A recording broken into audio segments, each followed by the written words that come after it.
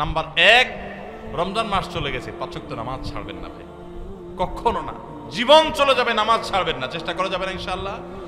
2 নম্বর হলো রমজান চলে গেছে, রমজানে কোরআন তেলাওয়াতটা ধরে রাখবেন, হোক সেটা পরিমাণে অল্প অল্প করে পড়ুন।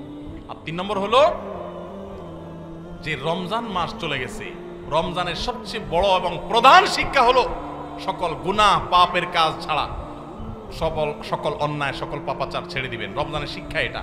ওইটা যদি আপনি একটু ধরে রাখার চেষ্টা করেন, সব ছাড়তে না পারেন, কিছু কিছু গুনাহ যদি ছাড়তে পারেন, কিছু কিছু বদভ্যাস যদি ছাড়তে পারেন, ইনশাআল্লাহ আপনার রমজান শুধু 1 মাসের হবে না, আপনার 12 মাস রমজান হয়ে যাবে, আপনার জীবনটা রমজানময় হয়ে যাবে।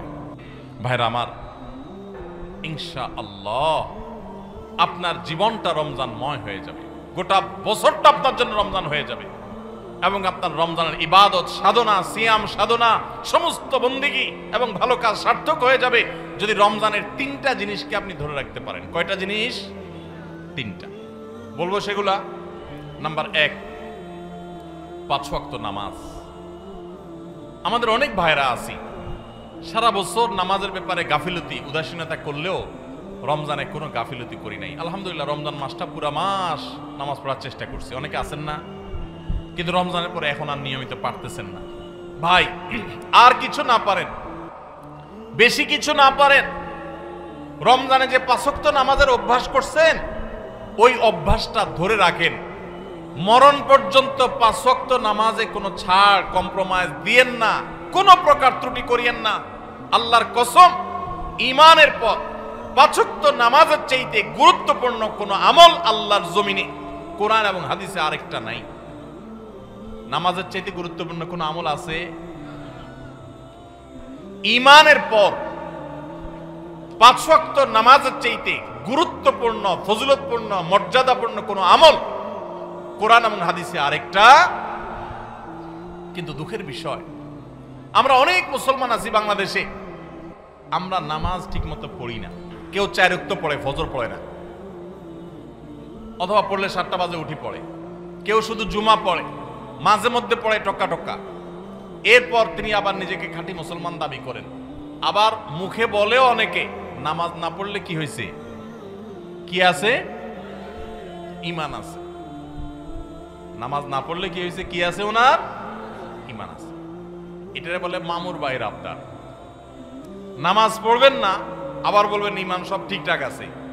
এটা হলো মামুর বাইর আবদারের মতো, মানে বোগাস আবদার, ভিত্তিহীন আবদার। এই আবদার কোরআন সুন্নাহর সম্মত নয়। দ্বিতীয় যে আমলটা করা বলছে রমজান করে ধরে রাখার জন্য, সেটা হলো ভাই কোরআনে কারিমের তিলাওয়াত। আমরা অনেকে আলহামদুলিল্লাহ তারাবিতে খতম শুনছি, তাই না? অনেকে মাশাআল্লাহ একটু কোরআন তেলাওয়াত করার চেষ্টা করি। যারা পারি না পড়তে, তারা পড়া শুরু করে দেন। আমরা সুন্নাহ ফাউন্ডেশন থেকে আপনাদের সর্বস্তরের সাধারণ মানুষের কোরআন শেখার সুবিধার্থে আমরা একটা কোর্স রেডি করছি। এটা প্রায় 80% কাজ ইতিমধ্যে সম্পন্ন হয়ে গেছে আলহামদুলিল্লাহ। এটা 20% কাজ বাকি আছে। আশা করছি খুব শীঘ্রই সেটা শেষ হয়ে যাবে। হয়ে গেলে এটা আমরা সবার জন্য ওপেন করে দিব। অনলাইনে আপনি নিজে কোরআন শিখতে পারবেন। তারপর আপনার এলাকার ইমাম মুয়াজ্জিনদের সহযোগিতা নিতে পারবেন, আপনাদের সাহায্য করবে, আপনাদের আরো বেশি ভালো হবে। তো আপনারা যারা কোরআন পড়তে পারেন তারা কোরআন শিখে ফেলবেন, আর যারা পারেন তারা নিয়মিত পড়বেন। প্রতিদিন 10 টাইম 20 টাইম শোয়ার আগে বা যে কোনো একটা টাইম ফিক্স করবেন, আমি কোরআন পড়ার সামনে চেষ্টা করতে পারি ইনশাআল্লাহ। রমজানের কোরআন তেলাওয়াতের আমলটা সারা বছর একটু হলেও ধরে রাখেন, আপনার জীবনটা বদলে যাবে আপনি আমল করতে। নাম্বার 3 নম্বর আমল হলো রমজান মাসটা মূলত গুনাহ ত্যাগের মহড়ার মাস, গুনাহ ত্যাগের প্রশিক্ষণ নেওয়ার মাস। আল্লাহ বলেছেন, কুতিবা আলাইকুমুস সিয়ামু কামা কুতিবা আলাল্লাযিনা মিন ক্বাবলিকুম লাআল্লাকুম তাত্তাকুন। তোমাদের উপর সিয়াম ফরজ করা হয়েছে, তোমাদের উপর যেমন ফরজ করা হয়েছিল। কেন? যেন আশা করা যায় তোমরা কি হতে পারো। মুত্তাকি মানে গুনাহ ছাড়া শেখা। পৃথিবীতে যত অপরাধ হয়, দুনিয়াতে যত পাপের কাজ হয়, এই সমস্ত অপরাধ, সমস্ত পাপের কাজ সাধারণত 2 কারণে হয়। এক হলো পুণ্য বৃদ্ধির কারণে হয়, আর হলো যৌন বৃদ্ধির কারণে হয়। মানুষ পেটের তাড়নায়, যৌন তাড়নায় বেশিরভাগ ক্ষেত্রে খুন খারাপি, অপরাধের রাজধানী, নানা রকমের অনাচার অন্যায় করে। রমজান মাসে যে আমরা রোজা রাখি, চিন্তা করে দেখেন, এত কাজ থাকতে আল্লাহ তাআলা কেন বললেন পানাহার করা যাবে না, যৌনাচার করা যাবে না? এটা তো আল্লাহ বলেন নাই যে রমজান মাসে রোজা হলো তিনি ঘুমানো যাবে, ঘুমের রোজা হতে পারতো না।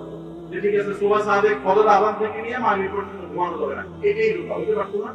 সেটা না হয়ে আল্লাহ বললেন কি বিধান দিলেন? যে সুবহ সাদেক থেকে নিয়ে সূর্য ডুবা পর্যন্ত দুইটা কাজ করা যাবে না। কয়টা কাজ? একটা হলো পানাহার করা যাবে না, খাওয়া পান করা যাবে না, আরেকটা হলো দৌড়াচার করা। কেন ভাই? এর কারণ হলো এই দুইটা জিনিসকে যদি মানুষ কন্ট্রোল করা শিখে, এই দুইটা জিনিসকে মানুষ যদি নিয়ন্ত্রণ করা শিখে, মানুষ কেমনি জিনিস হবে? সমাজে কোনো অন্যায় থাকবে না, কোনো অপরাধ থাকবে না, অপরাধ প্রবণতা থাকবে না।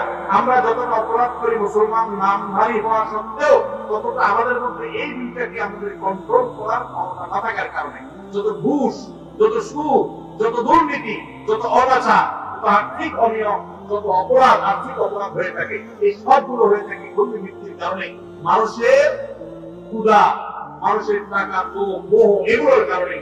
আমাদেরকে ইসলাম রোজার মাধ্যমে সেটাকে কন্ট্রোল করা শিখেছে। যে বান্দা, তোমার পেটে ক্ষুধা আছে, তোমার সামনে খাবার আছে, তোমার পেটে, তোমার গলা পিপাসা লেগেছে, তোমার সামনে পানি আছে, কেউ দেখছে না, বদ্ধ রুমে আছো, সিসি ক্যামেরাও নাই, তুমি একা একা রুমে আছো, চুপচাপে খেয়ে নিতে পারো, পানি পান করলে করতে পারো, কিন্তু আপনি করছেন না।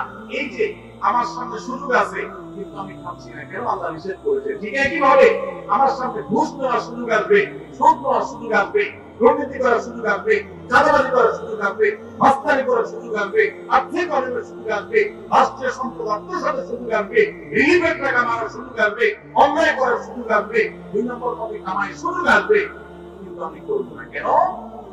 আল্লাহ নিষেধ করেছে। যে আল্লাহর ভয়ে রোজা রেখে আমি খাই নাই, যে আল্লাহর ভয়ে রোজা রেখে আমি পান করি নাই, যে আল্লাহর ভয়ে আমার পিপাসা ছিল, ক্ষুধা ছিল, খাবারও ছিল, কিন্তু আমি সেটা বলি নাই, সেই আল্লাহর ভয়ে আমি সারা বছর দুর্নীতি ছেড়ে দিই, তাহলে সমাজটা বেস্তা হয়ে যাবে না? ঠিক একইভাবে যৌন বৃত্তির কারণে, যৌন তাড়না আকাঙ্ক্ষার কারণে, এটা নিয়ন্ত্রণহীন হওয়ার কারণে মানুষ কোনভাবেই মাদক, নানা রকমের অপরাধের সাথে মানুষ জড়িয়ে পড়ে। ইসলাম বলেছে আমাদের রোজার মাধ্যমে সেটাকে কন্ট্রোল করা।